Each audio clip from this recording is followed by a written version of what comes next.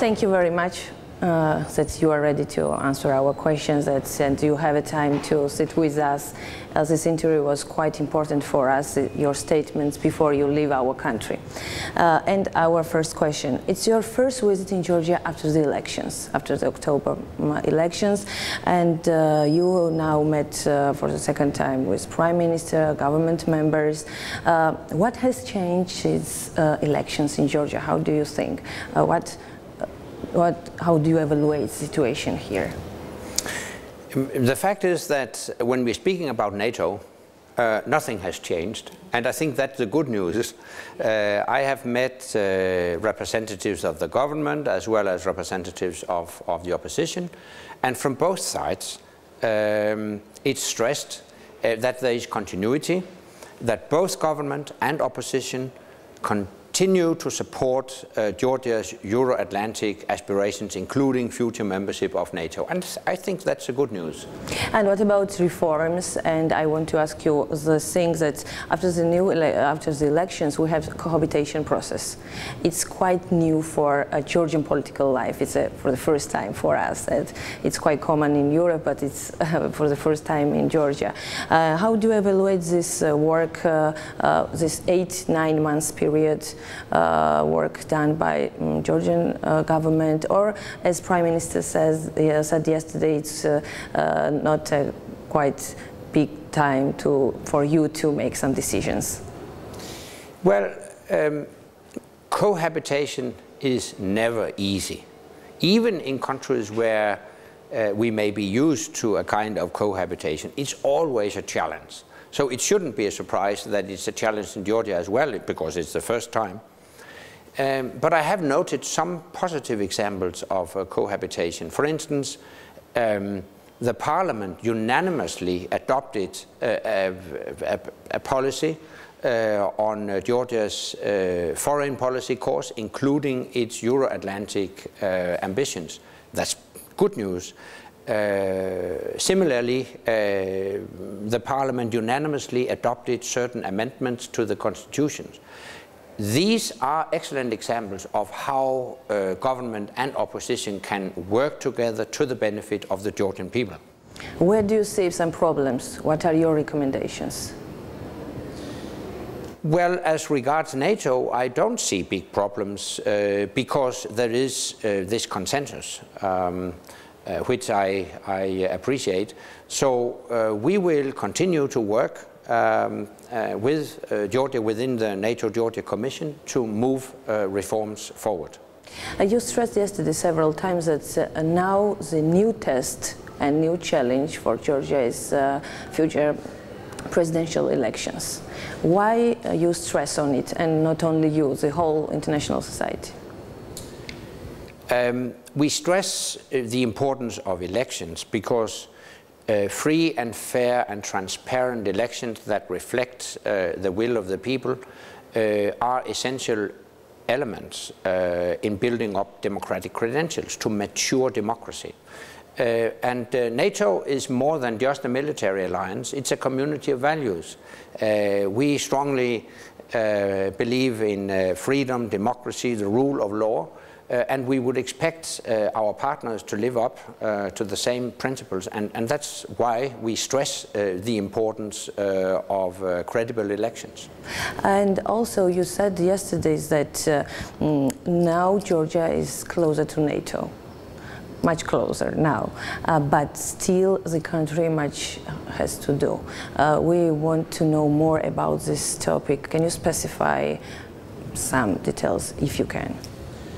Yeah, there is still work to do, but the good news is that you have achieved a lot of progress during recent years. But there is more work to do. For instance, continued reforms of the judiciary to make sure that the courts work independently without political interference. There are still reforms needed within your military to make sure that the security and defense sector live up to NATO standards, and that the armed forces can work and operate together with NATO forces, just to mention some examples. What was the main message of your visit here? The main message is that the decision we took in Bucharest in 2008 still stands, and that message is Georgia will become a member of NATO, provided, of course, Georgia fulfills the necessary requirements. This was the main message. And you told this all during the meetings to everyone? That's the main message in all meetings. It's the main message to the government. It's the main message to the opposition. Taking recent events into account, I have added a message, namely that we follow the judicial processes and prosecutions against former government officials with great concern. I have stressed that we are not going to interfere with such legal processes, but we expect the Georgian authorities and the Georgian courts to respect the rule of law and ensure due process. You should avoid even the perception that these legal cases are politically motivated. But let me stress, we are not going to interfere with these legal processes.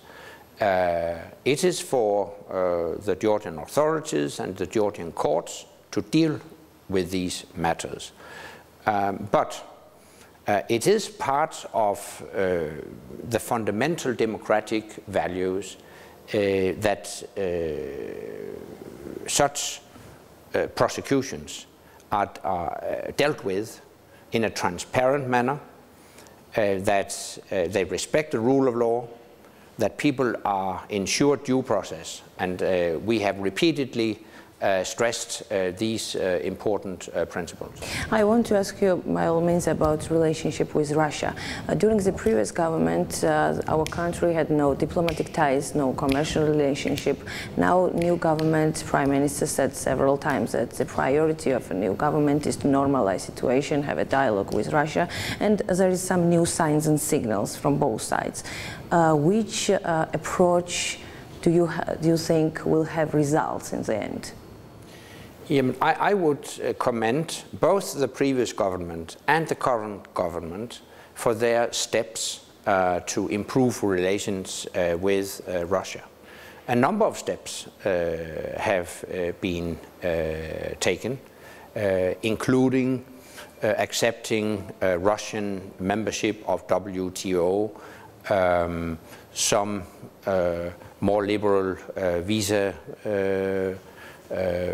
rules, and we have seen from the Russian side some steps including better access for Georgian agricultural products to the Russian market. So we have seen that these steps taken by the previous government and the current government have produced some results.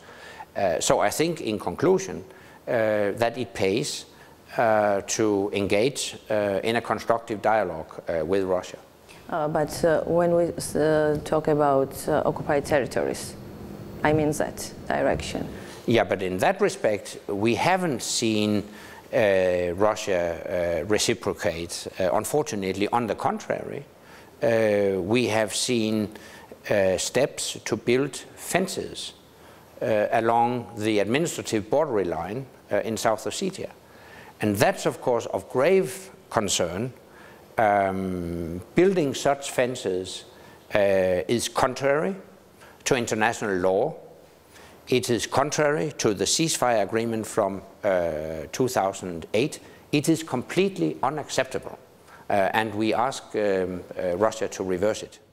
And also I want to ask you about your personal assessment. You met with Prime Minister for the second time. I mean that he's from quite different political background. He's from business, and it's new for him to meet with high-ranking politicians as you about your relationship behind the closed doors, and this time was enough to say that you are friends, or you will be friends in the future. Yeah, I have the very best relationship with Prime Minister Ivanishvili. He is a businessman. He's business-like. He's result-oriented. That's also my approach. I appreciate that approach. And I think that's the reason why we communicate very easily and understand each other. So we have had very productive meetings, and I think he conducts his responsibilities as Prime Minister in a very efficient manner. He will be your friend in the future, how do you think? Yeah, well, could be. I mean, I think it is of utmost importance to establish good personal relations. It makes it also easier to solve political problems. Much depends on it. And we had no chance to meet with your wife. So she is for the first time here, as I know. Can you tell us about her impressions of Georgia? Yeah, we talked about her very first impressions of Georgia, and she is very impressed by what she has seen. For her, of course, it is a wonderful chance to learn more about Georgia. Georgia is a European country with a rich culture and a rich history, and she enjoyed to learn more about that. And a last question about your meeting with President. Now you are going to meet with President. The topics which are going you to discuss with him? I will discuss exactly the same issues with President Saakashvili as I have discussed with Prime Minister Ivanishvili, and I will convey exactly the same messages and encourage the President, as I encourage the Prime Minister, to make cohabitation work. I think that's of utmost importance. First and foremost, it is to the benefit of the Georgian people. Thank you so much, and I hope to see you here and in Brussels again. You're welcome. Thank you. Thank you. Thank you.